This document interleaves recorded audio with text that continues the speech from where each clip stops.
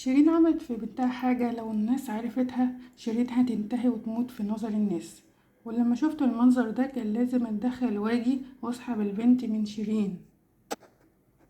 قفلت باب الزجاج عليا، ولما شفت المنظر كسرته واخدت البنت وقلت لابوها ابعدها عن شيرين. ودي اقوال حسام في التحقيق بعد ما قدمت شيرين شكوى ضده، بتتهم فيه بأنه ضربها وتسبب لها في جروح قطعية في فروة الرأس، وقد استمر في الضرب لمدة ساعة، حيث قامت شيرين بتحرير محضر ضد حسام طليقها والاتهام فيه بضربها والاعتداء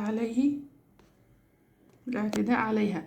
وكشف التقرير الطب الشرعي بأحداث جرح قطعي في الرأس تسبب في إصابتها والاعتداء عليها بزجاجة داخل الاستوديو الخاص بها في التجمع الخامس بالقاهرة، وأخذ منها تليفونها المحمول، وأخذ منها أيضا مبلغ من الدولارات. وتم القبض على حسام حبيب طليق شيرين، وفي اعترافاته قال: لم أكن أتخيل أنني أكون طرف في الخناقة، لكني كنت أدافع عن البنت من شيرين عبد الوهاب بسبب حاجة مريبة بينهم ومشاجرة حصلت بينهم.